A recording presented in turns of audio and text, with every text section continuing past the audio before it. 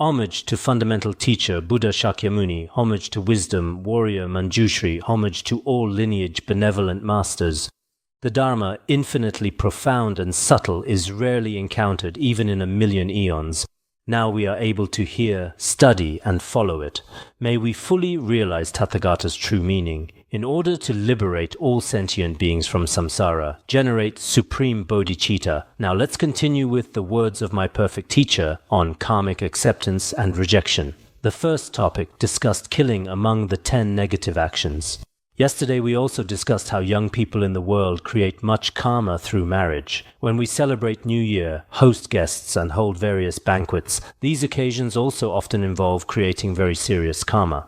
Here it uses a Tibetan woman as an example to illustrate that actually women create quite serious negative karma in terms of killing. From then on, every time the woman returns to her parents' home, her family must kill a being to entertain her. Moreover, when relatives and friends host banquets for her, if they serve other foods like butter, dried cheese, milk, yogurt, the 3 whites and 3 sweets, as well as vegetables, flour, tsampa, and such foods, this cunning woman seems completely unsatisfied. She won't eat. Eating vegetables seems to give her diarrhea, or she has no appetite, doesn't want to eat, or eats just 1 or 2 bites. From her feelings and facial expressions, she feels she can't eat well at all. It seems she won't open her mouth or move her jaw to eat, acting as if she's unwilling to move her mouth or eat. But if they slaughter a fat sheep and place the sheep's breast, intestines, and so forth in front of her at this time, this red-faced demoness, as Patrul Rinpoche begins to describe her, this red-faced demoness crosses her legs, takes out a small knife, and begins eating with relish. Because when she started eating vegetarian food, she was completely unwilling and uninterested, but with a little meat, lots of mutton and beef, she takes out her small knife with relish. At that time, her appetite is very good, and she eats quite well. Her complexion and expression are all very happy. The next day, she returns home carrying bloody meat like a hunter. Every time she comes home, she comes empty-handed. When she returns, she goes back fully loaded. Truly more impressive than a hunter, because hunters, sometimes when they go hunting, can bring back animal carcasses, but sometimes they can't bring anything back and return empty-handed. But these women, every single time they go home, 100% will bring meat back in Tibet before. There was indeed such a tradition of loving meat, as I mentioned before. This is very bad. But at that time, perhaps indeed in Tibet, on the high plateau where vegetables and various grains were scarce, there were certain difficulties regarding food for human survival. The social conditions then were indeed different from now. This point cannot be denied, but generally speaking, women are also particularly frightening. Generally, worldly people think women are more timid and men are braver, but sometimes women are even more vicious than men in killing beings. I see that in Han areas too. Some women kill chickens and other animals like eels. Many butchers are women. Killing pigs, sheep, and cattle might be done by men, as women generally don't have the strength. But in killing chickens, women are also particularly skilled.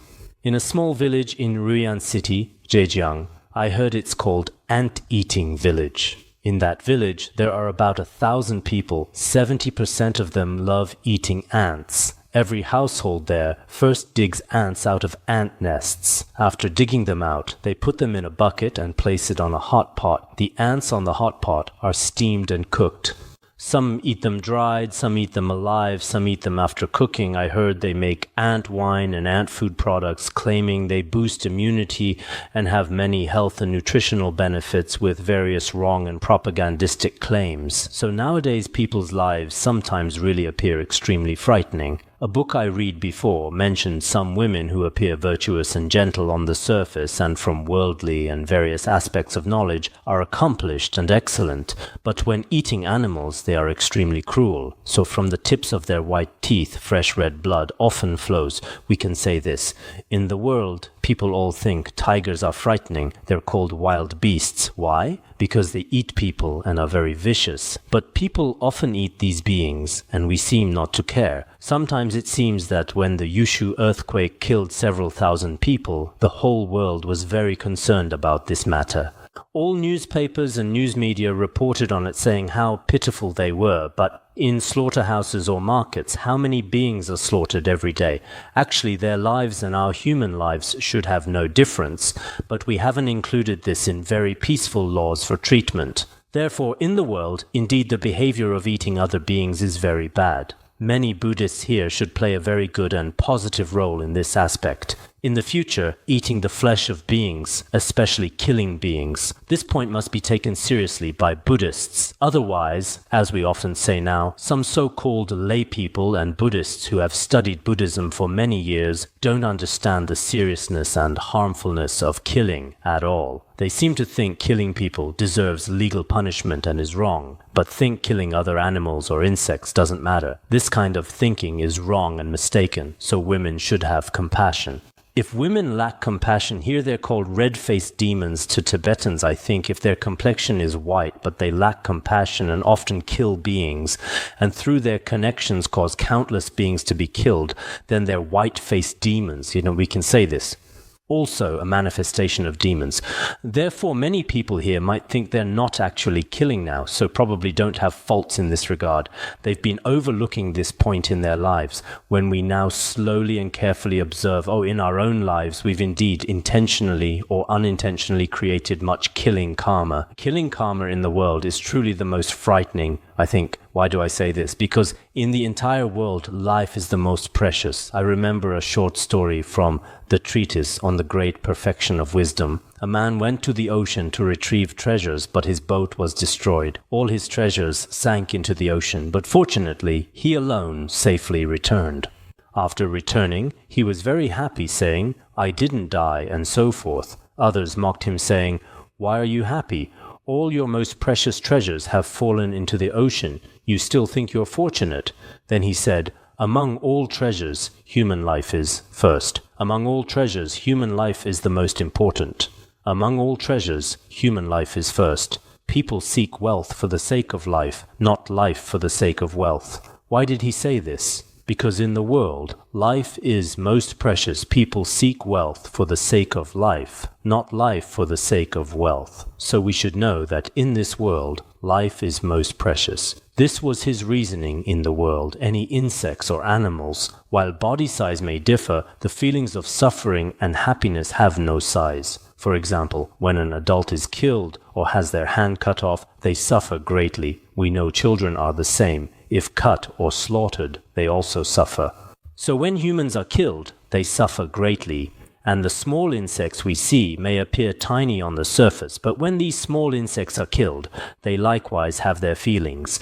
So this suffering from killing doesn't distinguish ethnicity, country, or species, and doesn't distinguish their skin color, black or white, as long as they come to this world, except for true great bodhisattvas who have attained supreme states. Generally speaking, all beings large and small fear death and love life. They have this natural pursuit. If we recklessly trample on such pursuits, then let's see if this person is good or bad. People who see them are all especially afraid. As also mentioned in the treatise on the great perfection of wisdom, those who love killing, all living beings are unhappy to see them. People who like killing, all beings with life are unhappy and displeased when they see them. As long as someone loves killing beings, everyone dislikes them.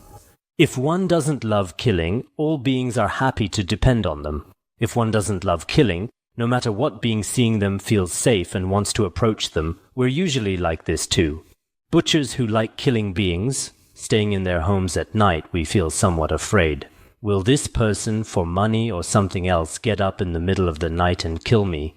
We'd fear them. If someone truly benefits all beings, we all want to associate with them. So here we must understand whether men or women, a heart that loves beings must be cultivated. So how do children create killing karma? When these little friends play and have fun, whether seen or unseen, the lives they kill are countless and numerous. Even in summer, holding cattle whips or leather whips in their hands, they often strike the ground, killing many insects that we can't see. We've all had childhood dreams. And in this process, I feel, except for very few who have matured, Mahayana, Buddha nature from childhood, some may have killed frogs and tadpoles, as well as dragonflies, butterflies, insects, earthworms, ants, and so forth.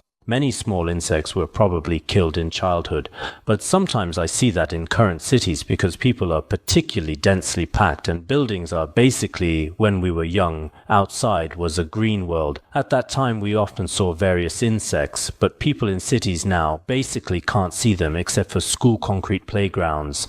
They basically can't see outside grasslands in such times. Opportunities to kill small insects might be fewer, but some children, because they lack such cultivation from childhood or traditions of compassion, when they grow up, they might kill chicks, small birds, small rabbits when they become adults. They kill cattle, horses, sheep. Gradually, they begin killing lions and elephants. Their behavior becomes increasingly excessive. When they become scientists, they also think of using atomic bombs, nuclear weapons, or other various weapons to kill countless people. This will definitely happen, so our education of children indeed from childhood must receive compassionate education. At least I see many teachers have also come here today. You must require children from childhood not to kill. Whoever kills must be punished. I heard that here some students who don't hand in homework stretch out your hand. 1, 2, 3, 4, 5, 6, 200, 300, 400, 500, 600 striking continuously like this. This is also acceptable. If they kill a being, then even more should be done. From childhood, one approach is forceful punishment. Another is that from childhood they should understand through reasoning, just as Buddhism teaches, just as we protect our own lives, all other beings protect theirs. Through reasoning, children should have such compassion from childhood. So last year on Children's Day we had many related children from various cities at that time. With some Mahayana Buddhist content they performed animal liberation, chanting Buddha's names, prostrations, offering lamps and singing Buddhist songs, dancing Buddhist dances, and so forth related to our compassion, harmony, or loving and protecting beings, many programs for them to perform. This year too, primarily through Wisdom and Compassion Buddha Light website and related media, now there's still nearly a month until Children's Day, we also request that various places hope that from childhood, in children's hearts, in their mind streams, plant seeds of compassion and love for beings. This is more important than anything else for their lives because, generally speaking, influences during elementary and middle school they will never forget throughout their lives. We are the same. Everyone here should be very clear. Any event from when we were in elementary school, any event from middle school, even now we remember vividly and clearly, but many things after that become forgotten and unclear. So sometimes we combine traditional Chinese studies with Buddhist studies, sometimes through various media, cartoons, recitation, and various activities plant good seeds of compassion and positive influences in their mind streams. This way, when they grow up, even without wealth, status, or fame, they become people with Mahayana nature, possessing kind hearts and bodhicitta. I think this is more important than anything else. So many Dharma friends here. Each person should have responsibility for the children around them. Their future destiny is actually closely related to the people nearby, so now it's still timely for us to save them. Perhaps one very small action of ours, a very simple thing, can play a very significant role in their entire life and even future lives. So sometimes some teachers here on the surface don't appear like worldly great masters, or compared to many people's achievements, their contributions seem invisible. But I once heard a speech from someone in Qinghai who had been an elementary school teacher for over 30 years. He said, "Although I've been a teacher for over 30 years, every time I feel I'm doing something, I want to help these people. These people are the future main creators of worldly enterprises and our future true promoters of national culture." When he spoke like this, we also understand that whether adults or children, the destiny of many people's future survival is in our hands. Therefore, everyone should generate aspirations together and also care for those around us. During the Ming Dynasty, there was someone called Jin Wen. He wrote Records of Protecting Lives, which contains a story mainly explaining that if children are particularly evil and love killing beings, not to mention future lives, even in this life there are immediate karmic results. It tells of a child in Jeju who especially loved killing. Moreover, he often dug out bird nests and ate all the bird eggs inside by gnawing on them. He especially enjoyed doing this. Later someone told him, "Come with me today. We'll go to a certain place where we can dig out bird nests." When he went, suddenly it seemed to transform into another world, forming many cities and houses. At this time, his feet began to burn. He was completely reborn into a living hell. At this time, while crying bitterly and wailing in distress, he ran around. While crying and running the east gate, west gate, all gates were sealed shut with no way out. While crying and screaming, other mulberry pickers saw this and told his parents, "Your child is crying continuously in that field." Why? When his parents came to find him, the child had already fainted on the ground. His feet below the knees were completely burned and rotted. Later, he never recovered for the rest of his life. There's this story. So some children in schools, some children how to treat certain strange diseases that can't be helped and for which no treatment method can be found, ultimately dying or becoming disabled, this should also be related to their killing. Some are of course related to past life karma. Everyone wants their children to become useful talents for society and family in the future. After all, we live in this society. We should still care about our surroundings and everyone. Don't just think about what I eat and how I sleep every day. If, besides me, you have no altruistic heart, then you're not a Mahayana practitioner. Below it also explains how cruel we people are living our days through killing activities, exactly like demons. Utterly inhumane. Just as explained before, if we kill like this every day. Actually, some people in big cities nowadays might indeed be similar to hunters and butchers of the past. Why? Because they eat many animals with every meal. For example, like by the seaside in some big cities, they must kill how many beings with every meal. In this case, for example, like hunters of the past, they might not catch any prey in a day and return. But now some people must order live, fresh animals with every meal. In this case, wouldn't they be even more frightening than hunters? If we call their whole family hunters, they might be unhappy, but actually killing so many beings, we can call them that. We can imagine it this way. Here it also explains, for example, that cows are used by people throughout their lives, providing milk for humans, raising us like parents. Especially for Tibetan herders, the kindness of cows is very great. All milk and dairy products all depend on the essence of their bodies to nourish us. We can say their kindness is as deep as the ocean. But how do we treat them? We kill them when they get old. After killing them, we drink their blood and eat their meat. Thinking of these humans, they're simply more vicious and worse than demons. Demons sometimes toward their own. There are two types of demons. One type eats their own children. One type of demon has a little compassion. They basically don't eat their own parents and children. Moreover, among demons and evil spirits, some don't kill on the spot. They kill only after a long time. I think I've told this story before. There's a well-known story in Tibet that humans are more powerful than ghosts. Why do we say this? A thief went to hide in the forest. He wanted to steal cattle from nearby herders at night. At night, a demon also came. When the demon and human were communicating in the forest at night, later they learned that this demon had also come here to harm yaks. The human said, "Since you're a ghost, you're very powerful. You go kill the cattle. I'll wait here for you. I'll fetch water and prepare to boil water. We'll prepare to cook meat." He thought in his heart, "I'll wait for you." The demon went out. From early night to late night, near dawn, it returned. It returned empty-handed. After returning, he asked, "Did you accomplish this task?" It said, "The task is accomplished. The task is accomplished. Then where's the beef? Why didn't you bring it?" It said, "The beef can't be brought. I just encountered a cow and inserted a piece of wood into its hoof. Then it will definitely fester and become infected, slowly getting sick. After some time it might become disabled and slowly die, so there should be no problem. Don't worry." The thief was unsatisfied and said, "Your method is too slow.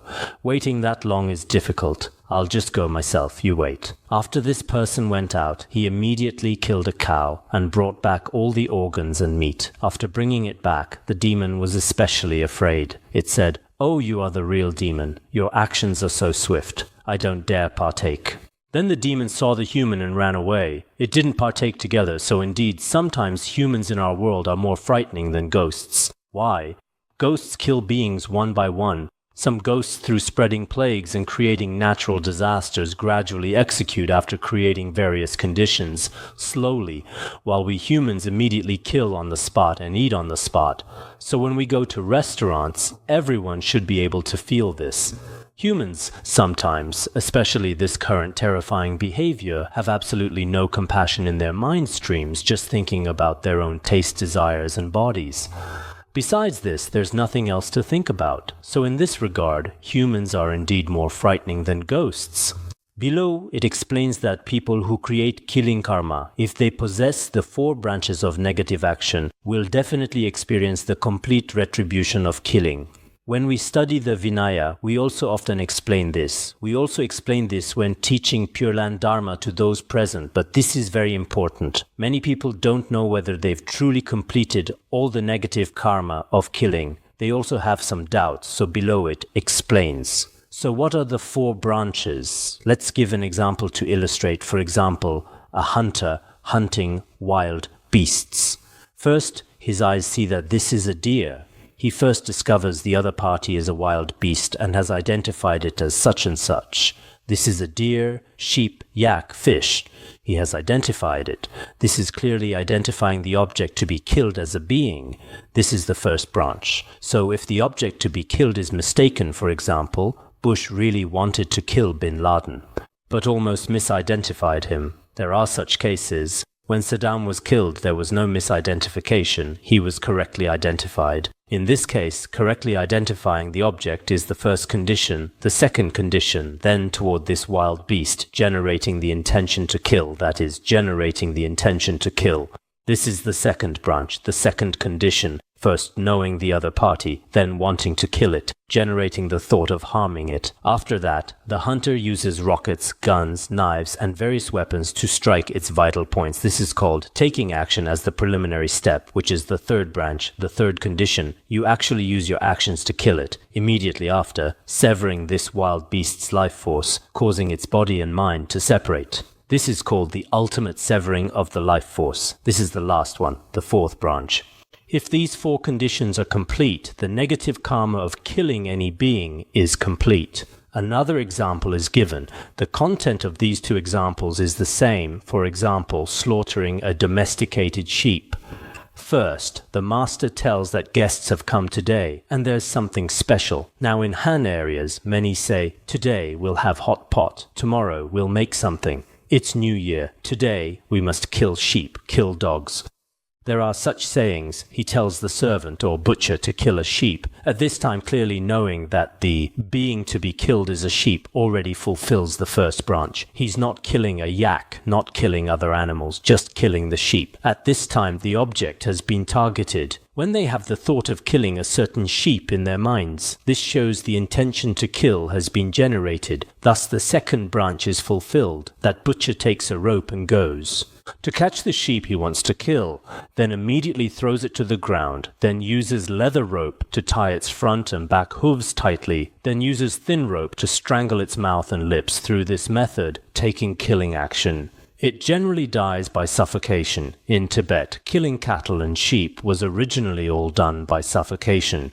This is the 3rd branch. The 3rd branch is now complete. Actually, death by suffocation generally takes about 10 minutes, it's said. So beings suffer tremendously. We ordinary people, holding our breath for 1 or 2 minutes, we really can't bear it. If using a knife to cut off the head, generally yaks might die within 3 or 4 minutes. If using modern electrocution, they die instantly. So truly, if killing is absolutely unavoidable, actually reducing the suffering of the beings being killed, reducing their suffering is very important. So now internationally, many death sentences are all carried out through electrocution. This is also a very good method. Since killing is unavoidable, it's best that the suffering during this brief time is particularly unbearable. His Holiness Jigme Phuntsok Rinpoche also spoke about this in class before there was a master from the Dawu area who went to the Dzogchen and Derge areas to study. This master's name was Lama Woser. His compassion was extremely strong. After he went there, He heard that when killing cattle there seemed to be a nerve pathway at the back of the neck. If this nerve pathway is pierced with a knife or awl, the being will die immediately, probably an artery or somewhere. After he returned, he told his fellow villagers, "If you absolutely must kill yaks, you should use this method to kill them." Later, some people specifically slandered him. Our certain master went to study. He didn't learn the Dharma he should have learned, but learned methods of killing cattle that he shouldn't have, and came back to promote them locally. But later the master also explained, a true great bodhisattva might himself have some negative karma, because after teaching others methods of killing cattle directly or indirectly, he might be tainted with negative karma, but regardless, because being's suffering would be reduced. I heard that method is very quick. When the cattle fall to the ground, they're already dead. So I think now, especially in slaughterhouses, whether death by suffocation or by cutting, I think some Dharma friends may have seen in the journey of compassion those yaks. After butchers cut off their heads, their eyes keep rolling, but their bodies turn in big circles and keep trembling. So this suffering of dissolution is indeed very, very unbearable. We sometimes think, now that science is so advanced, if these cattle must be killed, couldn't they be killed immediately through electrocution? For many beings in slaughterhouses, there would still be some relief when being killed. Because our usual illness is completely different from the suffering of death. Every one of us in our current daily lives finds illness unbearable. But when you're dying, that suffering is indeed quite unbearable. So seeing these pitiful beings, sometimes people have some methods that might not consider themselves but should think of some methods. This is also a very important matter. Here we're discussing the third branch. At this time, one sees that being experiencing the intense suffering of breath separation with internal and external breathing basically cut off, staring with wide eyes, tears streaming. Its corpse is dragged indoors because after it dies, generally when killing sheep, the corpse might be dragged indoors. At this time, the ultimate severing of the life force. The fourth branch is fulfilled immediately after. The master begins skinning with a sharp knife. At that time, this livestock's muscles keep trembling in waves. This shows that the all-pervading wind hasn't completely disappeared yet, so it's no different from being alive, exactly the same. At this time, the master immediately puts the fresh meat over fire to roast, or puts it on the stove to stew, then begins eating in a grand manner. If one thinks about these people who devour sentient beings alive, they're simply no different from cruel and savage wild beasts. Sometimes, when we look at humans, they should be a symbol of compassion, but actually, they're truly no different from wild beasts. Especially our cruel abuse, killing and harming of beings is simply beyond description. In Tibet before, there were indeed such particularly abhorrent behaviors when they weren't yet completely dead, cutting the meat piece by piece, then starting to cook and eat. Truly extremely frightening. Now in any restaurant in our world, basically the methods are all the same. Some are for taste, torturing while alive in ways more terrifying than death. I heard France has foie gras. You've probably all heard of it. Foie gras, caviar and truffles are said to be the three finest delicacies in the world. Foie gras. I heard from others the goose's liver is enlarged through certain techniques. While it's alive every day, it's force-fed large amounts through the esophagus. At that time, its suffering is extremely unbearable. Gradually, the goose's liver grows to 10 times its normal size. After this is done, people say it's very nutritious. I heard it's especially expensive, and caviar is also made from fish eggs. So some people nowadays especially like KFC outside. Those chicken legs they make, I heard the chicken's body is especially small. Then the legs are constantly given drugs through various methods, constantly swelling. Finally, the beings can neither die nor live, so people can eat well. Actually, after eating, people's bodies take all these chaotic drugs all absorbed into our bodies through this chicken meat. Why do we now have so many untreatable diseases, so much cancer, so many illnesses? We can say they're manufactured by humans. Therefore, when we sometimes see the suffering of these beings, we humans constantly talk about world peace.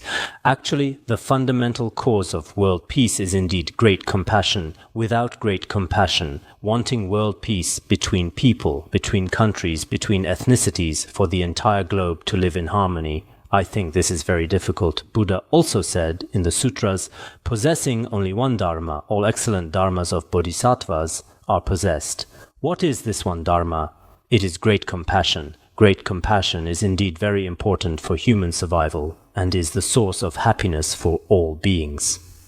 The Avatamsaka Sutra also explains, compassion is extremely vast, bringing peace to all beings. If our compassion is extremely vast and far-reaching, then it brings happiness, bliss, and peace to all people and all beings. If we lack compassion, no matter how we speak, actually, we probably can't manifest beauty in this life and future lives. So there's a treatise that emphasizes great compassion called the Great Men Shastra, composed by the Indian master Tipolo. It exists in Chinese. I heard it only exists in Chinese, not in Sanskrit or Tibetan. I'd like to translate it, but human life is short. There's no way. Because it doesn't exist in Tibetan, it mainly explains that having great compassion makes one a great man and can become a cause for Buddhahood. If one lacks great compassion, nothing can be accomplished. It contains a verse saying, such compassionate giving has infinite merit. Such subtle giving brings peace to all beings. The meaning is that such compassionate giving has endless merit. Such compassionate, subtle giving brings incomparable happiness to all beings in the world. So can many people here truly generate aspiration? If other Buddhist precepts are truly impossible to maintain, the sole precept of not killing beings and having compassion cannot be abandoned by a Mahayana Buddhist. The sutra requested by Ananda says, not abandoning one dharma is maintaining all excellent dharmas. What is not abandoning one dharma? Not abandoning beings. Not abandoning beings when we come to this world is indeed very important. If your spiritual level is somewhat higher, then constantly cultivate compassion. It seems in the Mahaparinirvana Sutra, if one can constantly cultivate loving kindness toward beings day and night, because of this, one obtains constant happiness, because one doesn't harm others. Why should you cultivate loving kindness long term? Because through such compassion, countless beings constantly obtain happiness. Moreover, their bodies and minds won't suffer harm. So if this society has more and more people with great compassion, it should become a garden of happiness. If people's hearts lack loving kindness, compassion, joy, and equanimity, then, no matter how much material development on the surface, humanity might ultimately destroy itself. This won't necessarily be beneficial, so I often think the so-called source of world peace is Mahayana compassion. If this compassionate heart is absent, we speak of peace on the surface, but actually there are no methods. In the 1980s, the quite famous Lama Mogi Sumtun in Tibet, especially before Tibetan cultural circles, was indeed a very excellent person at that time. Truly excellent. He has already passed away. He said the life force or central pillar of world peace is great compassion. I remember he said such a sentence, said very early on. We were very young then and didn't pay special attention. But now it seems that some words of old practitioners are still very valuable. So let's not talk about world peace, the peace of a nation or the peace of an ethnicity, even the peace of a family or a group. People with strong compassion naturally have an atmosphere of harmonious coexistence. Naturally, there's no problem. If everyone lacks great compassion and all strive centered on me, it probably won't be like this. Everyone should remember this. Currently, some people generate thoughts of killing certain beings or also speak such words. Although their killing actions didn't succeed, they already possess knowledge that the object is such and such being and generated the intention to kill. These two karmic branches are already complete. They spoke with their mouths, thought in their minds, or had some behaviors and actions. Although they didn't complete the main action, such karma is serious, but like reflections appearing in a mirror, the karma has already stained one's mind stream. Usually, we also can't speak of killing certain beings. It's best not to think it in our minds, and we can't do it in our actions. Even jokingly, don't say, "I'll kill you." You can't say this. Why kill him? It's not that easy. Some people, when angry or quarreling, if you're really not careful, I'll eat you up. Humans eating humans is not that easy, so there's no need to threaten others like this. If you say this, although you haven't eaten human flesh, but in your mind stream, the negative karmic seed of eating human flesh has been registered, this is not good. Moreover, some people think that unless they personally kill with their own hands, those who merely instigate others to kill have no negative karma, or think that although there's some negative karma, it's negligible. Some people say, I myself didn't kill, but I had others kill. I'm a monastic, I'm a practitioner, I can't kill. Some lay people I heard when ordering at restaurants, I won't order, I've already taken refuge, you order. But I still like eating this certain fish. This is somewhat frightening. In fact, even those who rejoice in killing also have the same negative karma. How much more so for those who instigate others to kill? Instigating others, according to the Hinayana, is not particularly serious, the same as killing oneself. The Vinaya also explains this. But to the Mahayana Bodhisattva precepts, because killing oneself means one is stained with fault. If one has others kill, then one also harms others. So in this regard, it's more serious than killing oneself.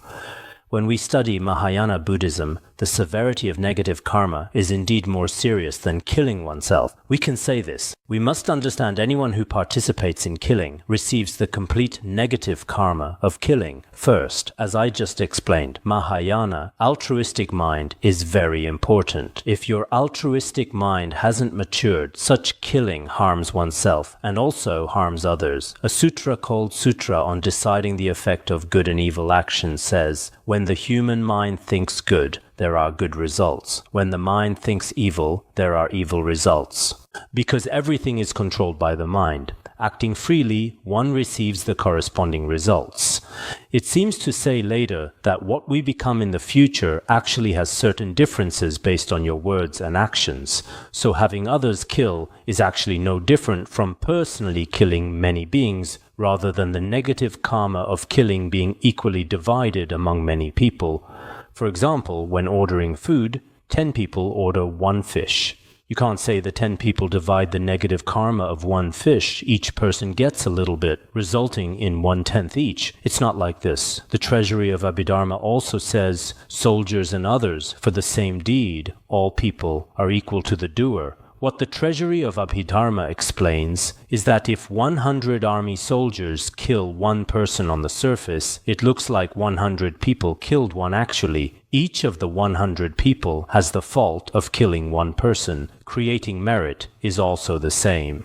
So everyone must pay attention to this aspect of killing. Current killing, I feel, is connected with many negative karmas and particularly frightening. For example, like how people nowadays are, particularly in China, it seems like this, but foreign countries apparently aren't like this. When His Holiness went to some Western countries, places like KFC and McDonald's aren't considered the best foods. But now McDonald's, according to 2009 statistics I heard, has about 30,000 locations worldwide, including about 750 in China. They have chain stores in about 120 countries worldwide. It began operations in 1955. Their customers reportedly number about 50 million people per day. In this case, the number of beings killed goes without saying, and KFC apparently has over 11,000 locations worldwide in over 80 countries, relatively fewer, but in China there are apparently over 2,000. In so many chain stores, they share a common aspiration because their slogan is, KFC says, our chicken is the highest quality, the best. Another slogan is, I love eating it, I just love eating it. That's roughly the meaning. In this case, everyone's slogan and common goal is the same. So eating there once actually connects with all the negative karma from the 30,000 plus locations worldwide I just mentioned that are slaughtered every day. So many people should think whether they dare to eat there. In this case, at minimum, I sometimes think certainly tens of millions of chickens are slaughtered every day. So if I eat there once, maybe I acquire this negative karma from, I think one started in 1955 and one in 1952. From then until now, it's been nearly 50 to 60 years, during such a long time, cyclically killing beings. This negative karma, let's not talk about other things, just the fault of eating 1 chicken leg. I probably could never achieve liberation, as Patrul Rinpoche said the day before yesterday. The owner of 100 cattle or sheep must fall into hell once. This might indeed be true. As Jigme Gyalwai Nyugu also said this, it should be so. But nowadays, opening killing factories, what kind of negative karma does the owner have? Truly very frightening. I heard that in 2006, a Hong Kong celebrity went to speak at some universities and ate over 300 pounds of fish in one meal. Later, the restaurant owner said, "You truly are the god of food. The god of food lives up to his name." There were probably other people too, eating over 300 pounds in one meal. How many fish is that? So, sometimes our slaughtering in cities compared to Tibet and other remote places is truly enormous. In Tibet, as just explained for example, when his daughter comes home, maybe they kill one sheep, then she takes a little meat back. The quantity isn't very much. Of course, the killing is still very frightening, but the quantity isn't much. But now, in Han areas, every time we go to restaurants, to some large entertainment venues behind their dazzling, extremely comfortable and pleasant numbing sensations, countless beings have already paid with their most precious lives. So at this time, we should think about what kind of world we humans are surviving in. Sometimes humans should ask themselves, what particularly sorry things have I done to beings in the past?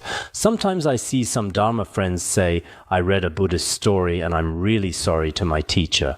Reading a Buddhist story makes you sorry to your teacher. I don't think there's anything to that, but if you've killed beings, then you're truly sorry to those beings. How will I repay them with my precious life in the future?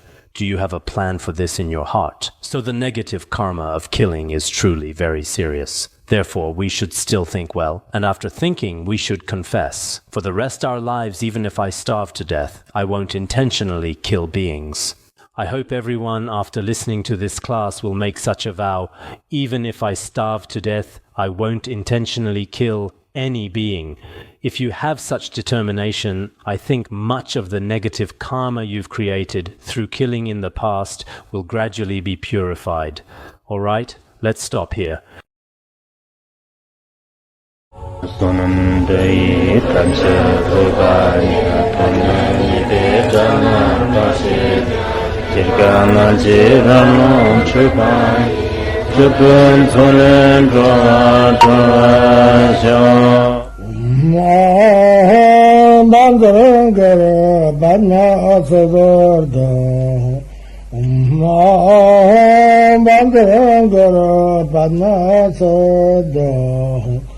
Om